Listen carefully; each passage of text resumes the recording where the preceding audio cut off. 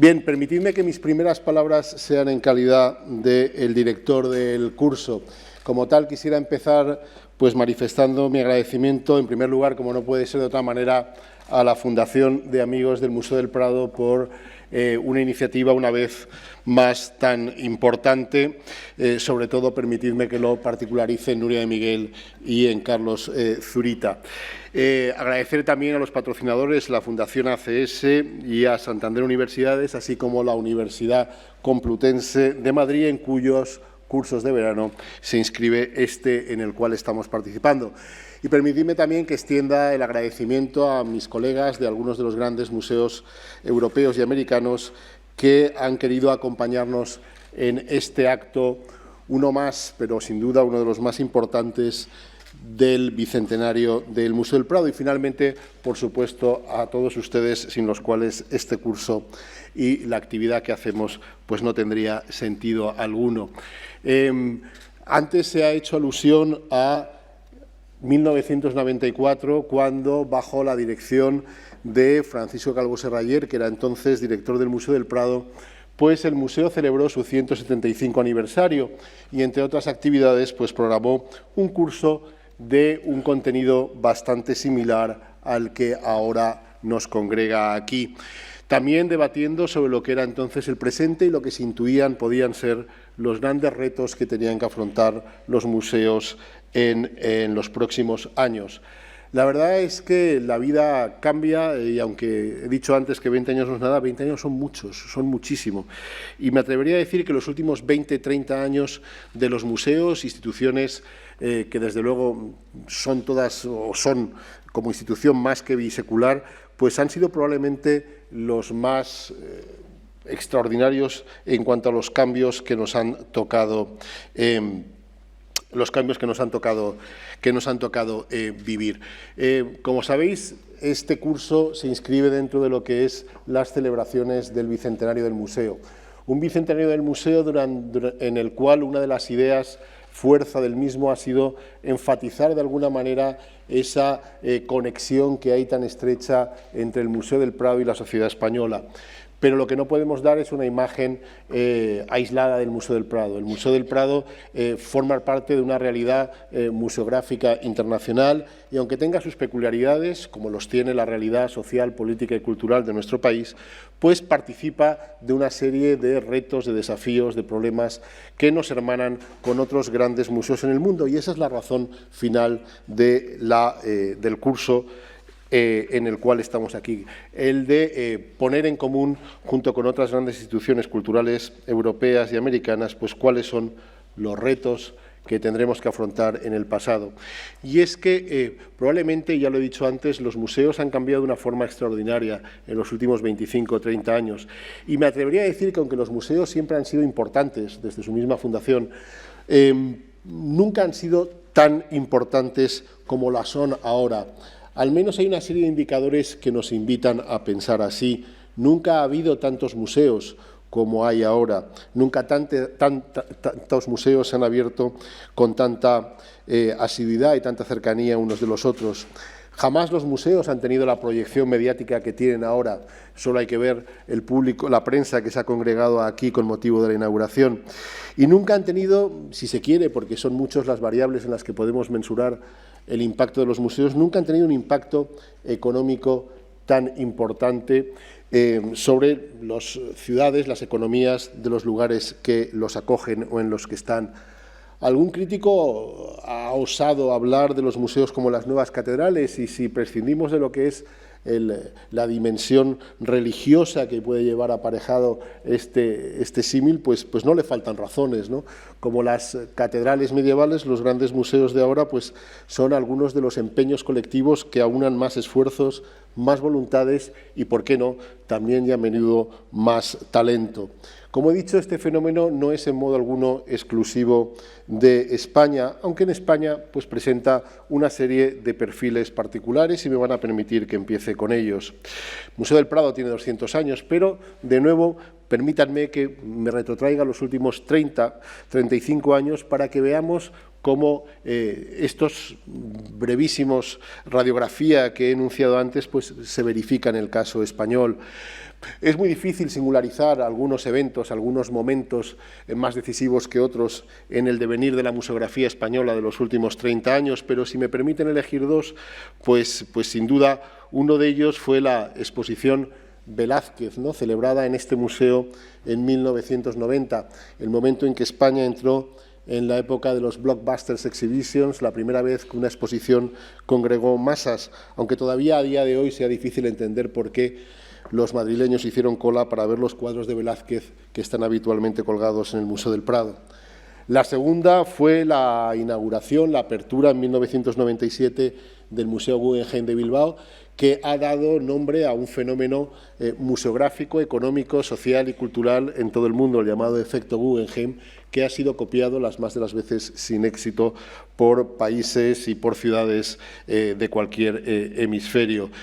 A partir de ahí, los museos empezaron a tener un protagonismo del que habían carecido con anterioridad y que tuvo su reflejo, por decirlo de alguna manera más palpable, en lo que son las colas, ¿no? Como los museos antaño vacíos o semivacíos. Es increíble cuántos testimonios hay, no ya del siglo XIX, incluso de muy avanzado el siglo XX, que hablan de la quietud que se respiraba en el Museo del Prado, de cómo la gente, cuando quería meditar y estar aislado, pues acudía hasta las salas del Museo del Prado, cosa que ahora pues sería ciertamente difícil de experimentar ese silencio y esa quietud en nuestras cada día más abarrotadas galerías.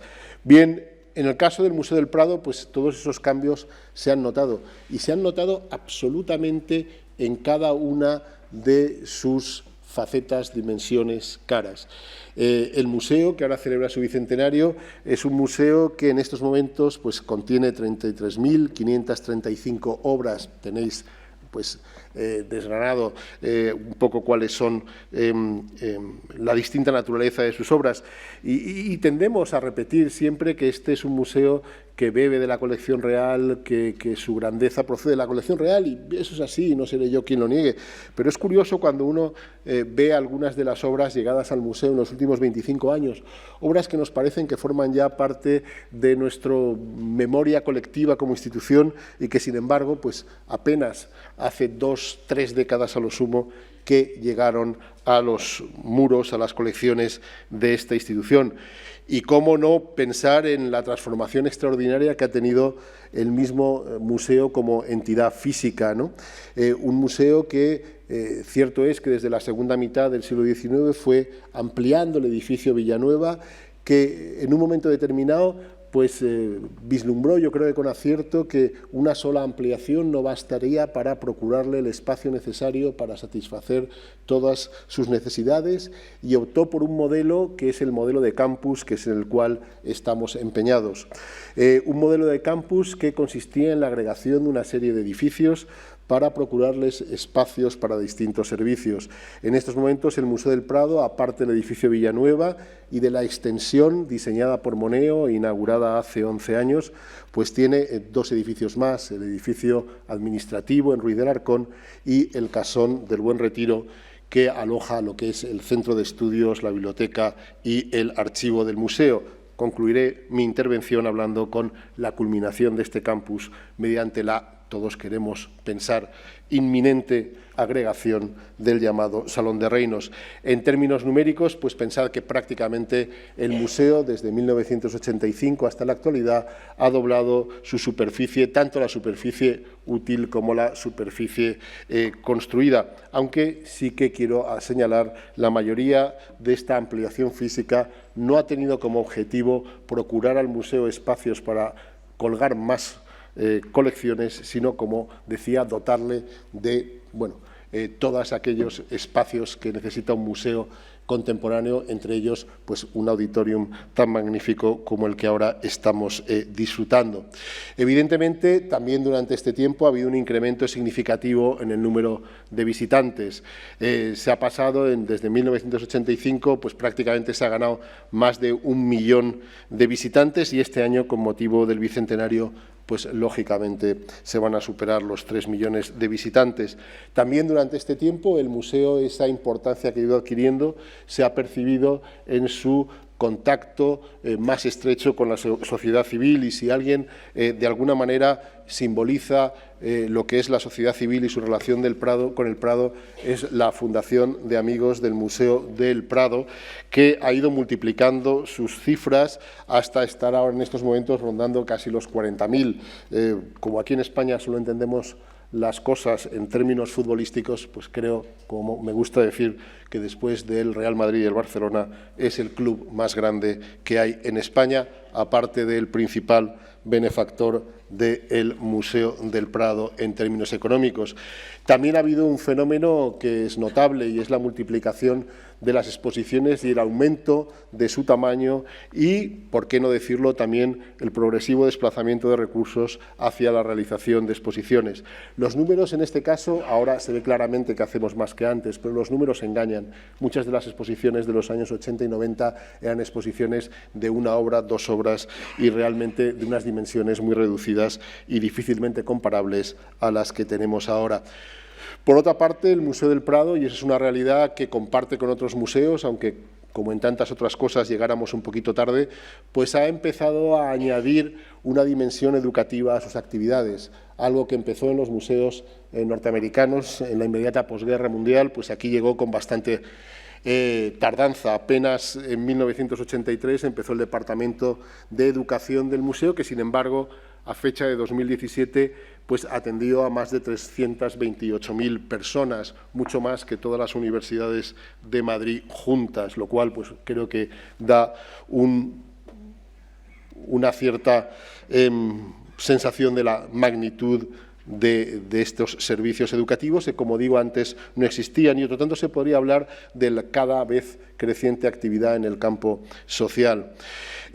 Si algo hemos sido testigos durante estos últimos 25 o 30 años ha sido de la fulgurante irrupción de la tecnología en el ámbito cotidiano de cualquiera de nosotros y, por lo tanto, también en el de los museos. Aquí tienen pues 2 imágenes de lo que era la primitiva página web del Museo del Prado, que servía poco menos que para saber las horas en las que estaba abierto el museo y cuánto había que pagar, para llegar a lo que es la página web del Museo del Prado, que cuando fue relanzada pues consiguió 2 Webbies, que como sabéis pues son el equivalente a los Oscars a nivel internacional por su diseño. Una página web de la que estamos particularmente orgullosos, y no solo por su excelencia tecnológica o por la belleza de su diseño, lo cual es relativamente fácil de conseguir mediando el presupuesto adecuado, sino por la tremenda cantidad de información que contienen, que eso sí es una labor que requiere de mucha energía y de muchísimo esfuerzo y tiempo. Y una de las cosas de las que estamos más orgullosas, porque podemos decir que somos de los pocos museos del mundo que abre los 7 días de la semana. Si pensamos que estos 25 años hemos sido testigos de algunas crisis económicas de las cuales no hemos llegado a salir, pues pensar que hemos sido capaces de pasar de 6 a 7 días de apertura, pues es extraordinario. Pensar que el Museo del Prado solo cierra 3 días al año. Y todo eso con un esfuerzo extraordinario, puesto que, como podéis ver aquí, la plantilla del museo prácticamente es la misma. Pensad el esfuerzo que ha tenido que hacerse en todos los sentidos, no solamente de la cantidad de trabajo desarrollada, sino también la flexibilidad que han demostrado tanto los trabajadores del museo como la dirección a la hora de poder ofrecer a nuestros visitantes el doble de espacio expositivo, un día más de apertura a la semana, muchas más actividades, y hacerlo con la misma plantilla prácticamente que se tenía hace 30 años. Evidentemente, los presupuestos del museo pues, ha ido avanzando, aunque luego hablaré un poco de las peculiaridades que tiene ese presupuesto, cómo se administra y cómo viene y cómo plantea uno de los grandes desafíos del museo en el futuro. De hecho, permitidme que empiece por él, puesto que los dineros, por lo menos a un director, a veces y por desgracia, acaban siendo lo que más le termina acuciando. El Museo del Prado es un museo que, como he dicho antes, presenta evidentemente una evolución en términos presupuestarios de un presupuesto cada vez mayor, pero un presupuesto cada vez mayor que tiene que también entenderse a la luz de una serie de reformas de tipo legislativo que han sido fundamentales. ¿Acaso más allá del aumento de las colecciones, me atrevería a decir que incluso más allá del cambio en la estructura física del museo, pues probablemente lo más decisivo haya sido el nuevo ordenamiento jurídico que afecta al Museo del Prado y que se materializó en la Ley de 2003 y en el Estatuto de 2004, gracias a los cuales el Prado cobró o adquirió, la primera institución española que lo hizo, una autonomía a la hora de gestionarse y también a la hora de generar fondos propios. Hasta ese momento, hasta el año 2003, el 100% de los presupuestos del museo procedían de los presupuestos generales del Estado. El Museo del Prado no tenía capacidad jurídica para generar ingresos propios, incluso el dinero que se hacía de los ingresos de taquillas iba, al acabar la tarde, en un coche blindado al Ministerio de Educación.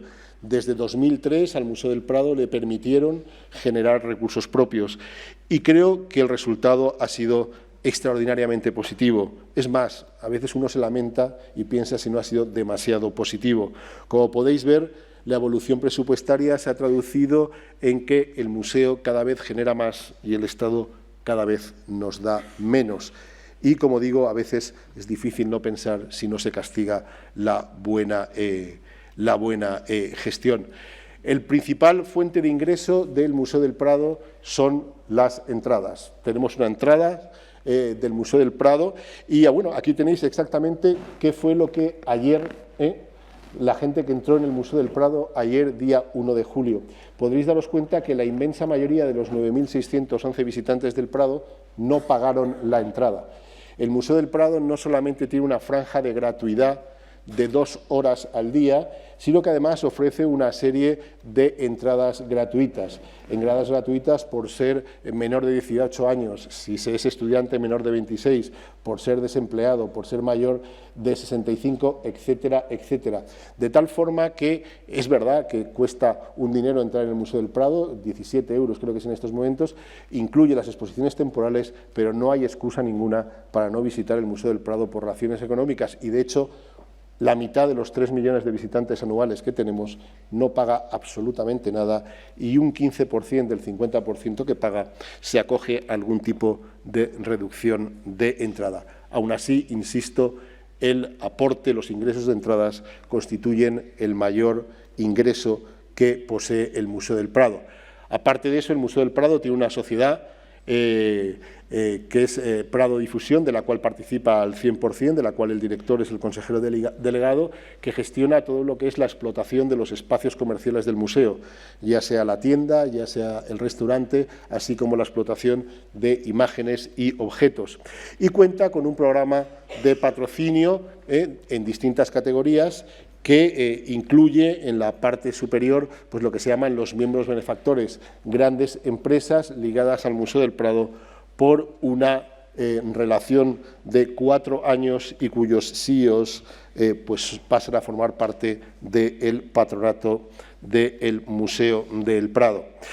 El Museo del Prado, o España en general, tengo aquí a mi querido colega Guillermo Solana de la Thyssen, que puede secundar seguro mis palabras, no es un país fácil para recabar fondos privados para las actividades culturales, o por lo menos no lo es como lo son otros países. De hecho, es un país que carece de una ley de mecenazgo propiamente dicha, lo cual nos convierte de alguna manera en una anomalía dentro del mundo, el mundo más desarrollado, a diferencia del mundo anglosajón, del mundo francés o del mundo alemán, donde suelen ser los individuos los que más aportan a las instituciones culturales. En el caso español son siempre las corporaciones. A cambio de eso sí que tenemos una ley de micromecenazgo que bueno, no es mala y al que por primera vez el Museo del Prado pues, se ha acogido este año para llevar a buen término su primera campaña de micromecenazgo que se ha traducido en la adquisición de esta joven con pájaro de Simone Bouet. Bien, yo diría que evidentemente es difícil cambiar lo que son los esquemas mentales de la sociedad española, o por lo menos cuesta, y desde luego la inexistencia de una legislación no ayuda a ella. De alguna manera también, si me permitís una reflexión en voz alta, os diría que probablemente estemos fallando en algo los museos, en una cierta capacidad para trasladar la enorme reputación que tenemos en términos de rentabilidad económica. Un estudio llevado a cabo por la Erasmus University de Ámsterdam sobre reputación de museos, pues reveló que los museos como tal son prácticamente las instituciones que más reputación tienen en el mundo. Y dentro de esos museos, pues la verdad es que el Prado ocupaba un lugar muy alto. Pensad que dentro de lo que son las instituciones, los museos suelen estar por encima de la inmensa mayoría de las grandes compañías internacionales, ¿no? Y el Museo del Prado está particularmente bien colocado dentro de ellas. ¿Cómo conseguir que ese prestigio que tienen los museos, esa alta reputación, pueda traducirse en un patrocinio activo, en una afluencia de fondos al Museo del Prado? Pues sin duda es uno de los grandes retos que por lo menos el Museo del Prado se plantea en los próximos años. Junto con el desafío económico hay otros desafíos que son ineludibles. Uno de ellos es la calidad de la visita. Hace un par de semanas pues todos leímos cómo los vigilantes del Museo del Louvre pues se habían puesto en huelga un poco agobiados, ¿no?, ante la avalancha de visitantes que recibía. El Prado no es el Louvre, todavía no estamos en ese momento de saturación, pero compartimos con el Louvre y con todos los museos presentes aquí, pues esta conversión de los museos en destinos, o al menos de algunos museos, en destinos turísticos de masas. ¿Cómo combatir ese problema? Pues yo creo que tiene difícil solución. Evidentemente se pueden ofrecer muchas soluciones o se pueden intentar poner una serie de remedios. Uno de ellos, sin duda, es con la amplitud de horarios. Antes he dicho que el Museo del Prado pues solo cierra 3 días al año y abre 7 días a la semana y 69 horas a la semana. Es verdad que también programa visitas especiales fuera de esas visitas. Es verdad que recurre también a la tecnología, al uso de datos para de alguna manera dirigir a los visitantes a unas horas y a otras. Pero también es cierto que no es una tarea fácil. El visitante del museo es un visitante selectivo y tiene todo el derecho del mundo a serlo. Si supiéramos que todos los visitantes del Prado iban a ver todas las obras del Prado e iban a estar el mismo tiempo delante de todas ellas, sería muy fácil planificar las visitas, pero el visitante tiene todo el derecho del mundo a estar 1 hora delante del Jardín de las Delicias y pasar de largo por delante de las obras, digamos, de Murillo, y contra eso es bastante difícil el poder poner remedios. Es verdad que nosotros en el museo hemos tomado algunas medidas que nos han granjeado bastantes críticas, como es la prohibición de hacer fotos y de hacer selfies, pero que también quiero decir que nos hace estar constantemente en las redes, muchas veces poniéndonos, y sobre todo al director, literalmente a parir y diciendo que quién es el troglodita que dirige el Museo del Prado y que no se ha enterado que la tecnología forma parte de la sociedad, etcétera, etcétera. Pero también es verdad que son aún más aquellos que agradecen el que no se permita hacer fotografías y tomar selfies. Que sepáis que no es una decisión porque busque un lucro económico. Quien quiera puede descargarse de forma gratuita de la página web del museo imágenes de toda la colección a una calidad infinitamente más alta de la que puede hacer con su cámara de fotos. Incluso tenemos una app que te permite hacer un falso selfie, con lo cual no hay ninguna excusa en ese sentido, ¿no? Aún así, como digo, es un problema donde me limito más a enunciar el problema que a plantear soluciones que reconozco y admito se me escapan la mayoría de ellas. Luego tenemos un problema que es un desafío geográfico. Este es un museo nacional y un museo nacional en un momento o en un país, pero me atrevería a decir que no es solamente privativo de España, donde hay una noción de descentralización del mismo, de compartir pues todo lo que forma parte de un acervo cultural común. Hay distintas soluciones que se han dado a ello y en otros países se ha abierto una especie de fenómeno de sucursalización de los grandes museos, de apertura de distintas subsedes de esos museos dentro del propio territorio nacional. El Museo del Prado no lo hace, pero porque lleva mucho tiempo haciéndolo de una manera distinta. Lleva desde la década de 1860 compartiendo sus fondos con otras instituciones nacionales, principalmente con museos de bellas artes. De hecho, a día de hoy, el Museo del Prado tiene en depósito permanente 3.235 obras, 2.797 de las cuales son pinturas. Siempre se ha pensado que lo mejor era reforzar con nuestras obras los museos locales y permitir que los gestores de esos museos pues pudieran construir sus propios discursos en lugar de imponerles uno desde el propio Museo del Prado.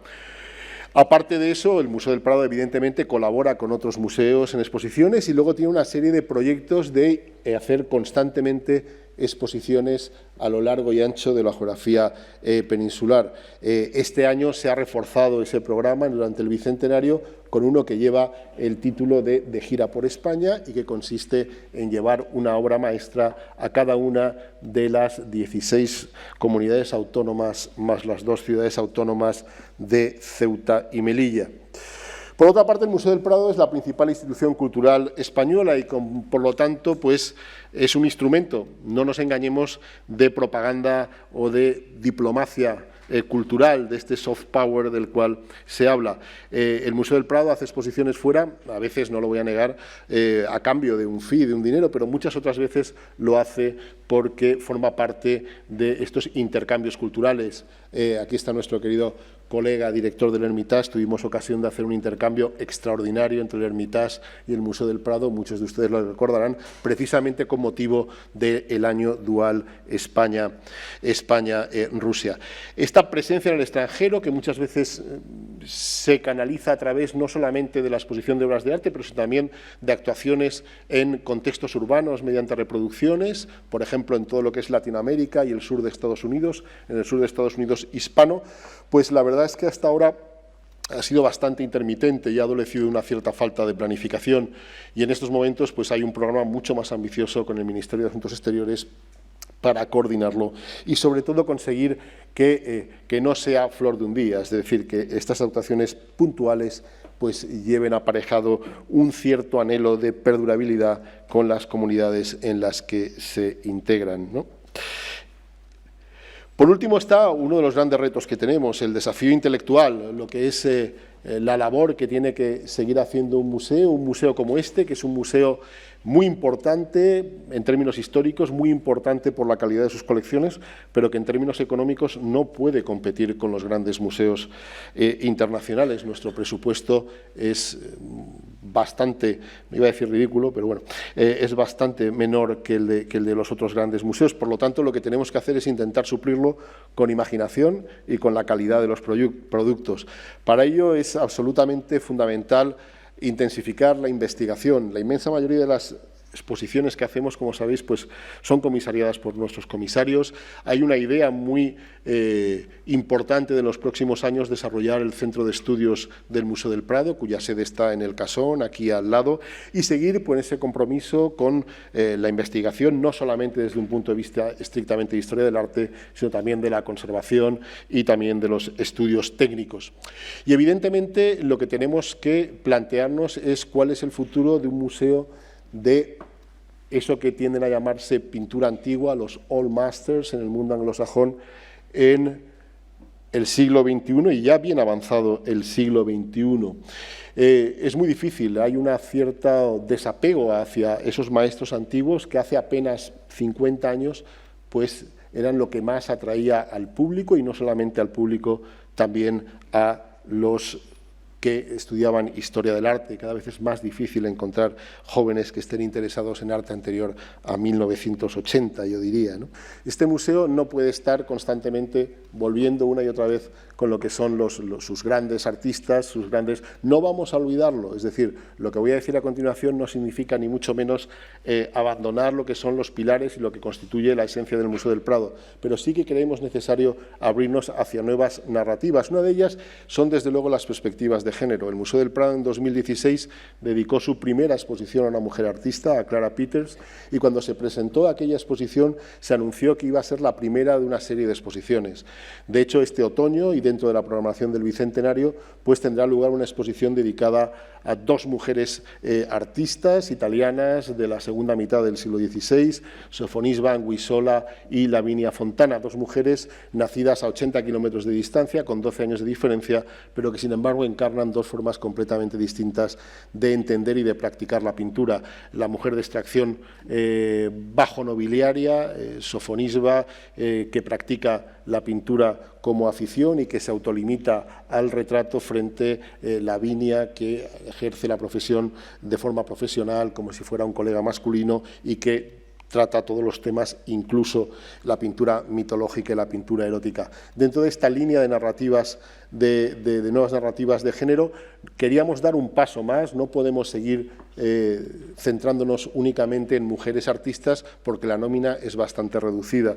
Y nos parece importante también preguntarse cuál es la visión que se ha dado de la mujer por parte de la pintura. Y de hecho el año que viene pues tendremos una gran exposición titulada Invitadas y dedicada a la visión que de la mujer proporciona la pintura española del siglo XIX, ¿no? Es decir, sí que se tratará el tema de las pocas mujeres artistas que hubieron, pero mucho más pues como desde, sobre todo, las altas instancias se promovió una imagen determinada de la feminidad. Otra de las líneas de nuevas narrativas en las cuales nos embarcaremos en los próximos años es, de alguna manera, algo que deberíamos haber hecho hace mucho tiempo. Me refiero a lo que es la narración del arte virreinal. Aunque muchos de ustedes lo ignoren, el Museo del Prado posee una pequeña pero exquisita colección de arte colonial, y la ignoran porque está en depósito en el Museo de América. No tenemos ninguna intención de levantar ese depósito, pero sí que creemos que es difícil entender lo que es la realidad de lo que fue el arte español de los siglos XVI, XVII y XVIII, sin tener en cuenta la dimensión americana, que es absolutamente consustancial. Y de hecho, también el año que viene tendremos una gran exposición sobre arte virreinal. Y dentro de este mismo, desde esta misma perspectiva, pues llamar la atención a fenómenos tan absolutamente curiosos como el de la pintura filipina, al cual se le dedicará una exposición en el futuro. Filipinas es el único país asiático que tiene una tradición de pintura académica y de pintura occidental, y la tiene porque en la segunda mitad del siglo XIX jóvenes filipinos fueron becados a venir a pintar a Europa. Esos cuadros que tenéis aquí están todos en el Museo del Prado, ninguno de ellos deja de pertenecer al Museo del Prado, simplemente nunca hasta ahora pues les habíamos prestado la más mínima atención. Y, por supuesto, está el arte contemporáneo. He aquí el gran caballo de batalla. ¿Qué se hace con el arte contemporáneo? ¿Se puede prescindir del arte contemporáneo? Un museo como el nuestro, dedicado a, o que por lo menos o por naturaleza, en teoría, solo llega hasta finales del siglo XIX. Yo creo que no. No podemos negar la importancia, en primer lugar, la importancia que ha tenido el Museo del Prado en el devenir del arte contemporáneo. Este es uno de los museos que más ha influido en el devenir de la pintura occidental desde 1819 hasta nuestros días, y solo hace falta recordar pues lo que supuso para los impresionistas franceses para tener esta idea muy claramente en mente. Pero, por otro lado, nosotros necesitamos que nuestras colecciones sigan teniendo algo que decir al público contemporáneo, y para ello necesitamos una serie de transmisores de esas ideas, de actualizadores de esas ideas, y los artistas contemporáneos sin duda son importantes a la hora de actualizar ese legado del pasado y hacerlo llegar a generaciones contemporáneas. A mí me gusta poner siempre el mismo ejemplo, que es el de las traducciones de la Ilíada y la Odisea. Toda generación nueva necesita una nueva traducción de la Ilíada y la Odisea. Pues otro tanto necesitamos nosotros, y en ese sentido los artistas son importantes. Pero, dicho esto, lo que tampoco somos es un museo de arte contemporáneo. Los hay maravillosos en Madrid haciendo un trabajo extraordinario. ¿Qué hay que hacer? Pues la idea que yo tengo es la de dedicarnos a aquellos artistas, preferentemente ya difuntos, pero que en vida manifestaran un interés real por el Museo del Prado o por los artistas mejor representados en el Museo del Prado. Son legión, son muchísimos. Os pongo un ejemplo porque es una de las primeras exposiciones que vamos a hacer, que es la de Fernando Zobel, el pintor abstracto, que además de ser coleccionista de dibujos españoles del siglo de oro, la mitad de los cuales, o una tercera parte de los cuales, las donó al Prado, las otras a Harvard. Pasó muchísimo tiempo dibujando en las salas del Museo del Prado, y es difícil asociarlo cuando pensamos que su arte es todo abstracción pura. Una de las cosas que nos revelan sus cuadernos es cómo de la copia o de esos bocetos, de esos apuntes tomados de un cuadro concreto, podía llegar a la abstracción completa, ¿no? Bueno, pues se trataría de un ejemplo. Otra de las ideas de este ampliar las nuevas narrativas es dar voz a los que normalmente no la tienen en el museo. El Museo del Prado, yo siempre digo que es demasiado importante para que lo dejemos solamente en manos de los historiadores del arte. Yo soy historiador del arte, con lo cual probablemente pueda decirlo, ¿no? Yo creo que es importante invitar a gente que esté fuera del mundo del museo, del mundo del arte, a invitarnos a mirar las colecciones desde otra manera. Hace unos años el Museo del Prado empezó con una fórmula que es lo que llamamos itinerarios. No eran exposiciones temporales, era simplemente las obras que ya estaban colgadas en las salas, pues invitar a aproximarse a ellas de una manera distinta.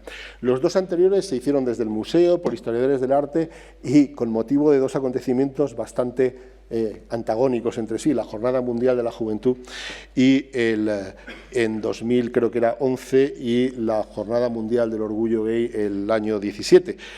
La idea ahora es que estos itinerarios adquieran carta de naturaleza y que además estén a cargo, como digo, de personas que no formen parte del mundo museográfico. Y yo os anuncio el primero el año que viene a cargo de Montserrat Villar, una prestigiosísima astrofísica que va a versar sobre la astronomía en el Museo del Prado. Otra de las iniciativas es acudir directamente al público, que el público también tenga que decirnos, o que por lo menos tenga una voz a la hora de mostrarnos cómo aproximarnos al Museo del Prado.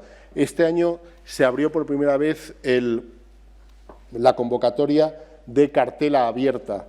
Consistía en invitar al público a elaborar una cartela distinta y complementaria a la cartela oficial, historiográfica, que cuelga en las paredes del museo. Se hizo una convocatoria y, bueno, pues ya podéis ver los resultados en la sala. Permitidme que vuelva a otro de los desafíos que antes se me ha pasado porque estaba mal ordenado, y es el desafío tecnológico. Antes he hecho referencia a cómo en los últimos 25 años hemos asistido a ese extraordinario salto cualitativo en la irrupción de las tecnologías. La verdad es que el Museo del Prado yo creo que está en una situación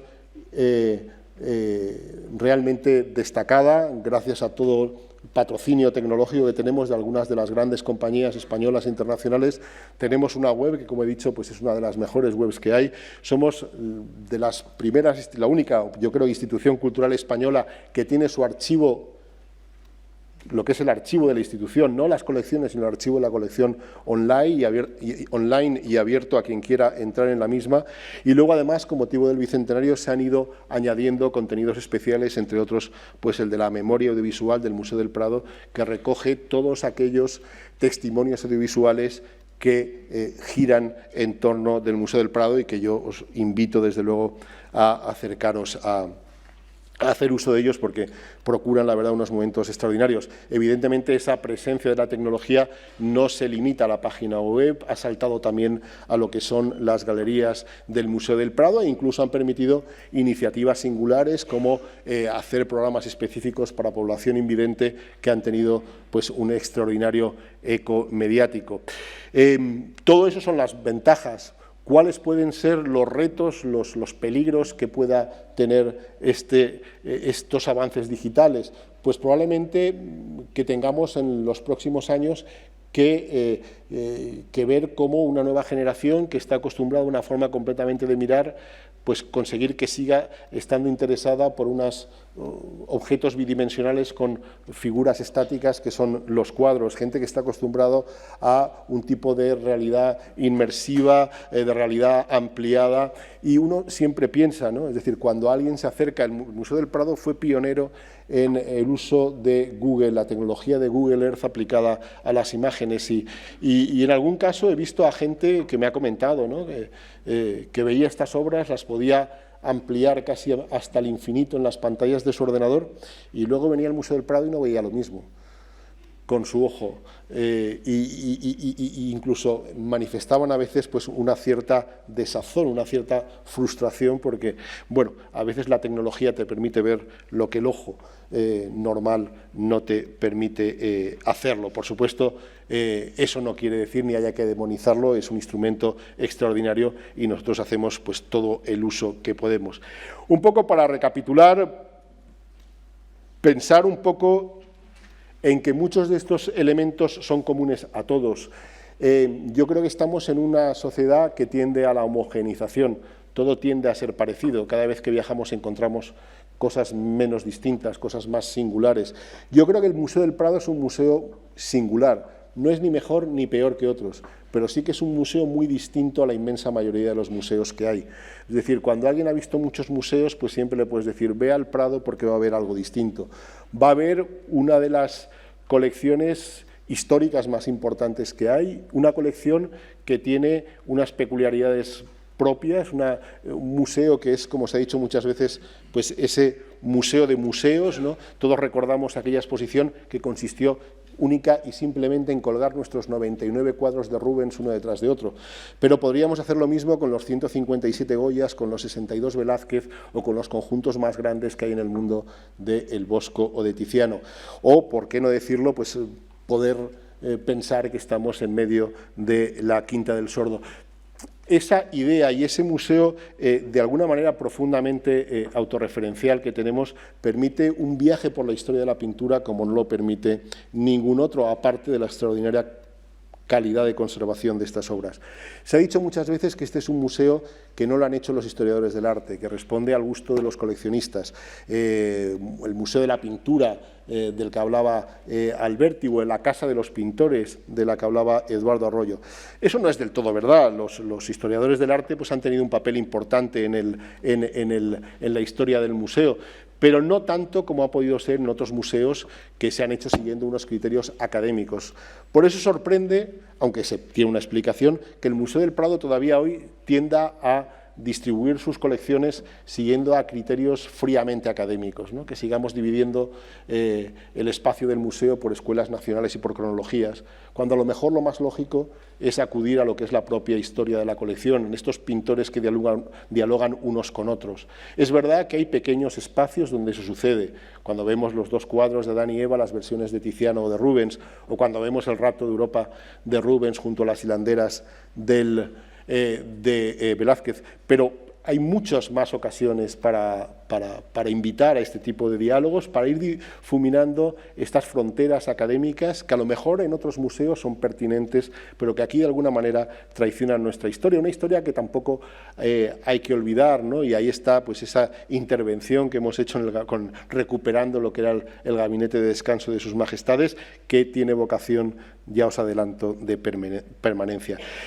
Y para finalizar sobre el futuro, pues probablemente si hay algo que de alguna manera concreta lo que puede ser el futuro del Museo del Prado, pues es sin duda el proyecto del Salón de Reinos. El proyecto del Salón de Reinos significaría la culminación del proceso de ampliación del Museo del Prado, el cerrar esa idea del campus del Museo del Prado.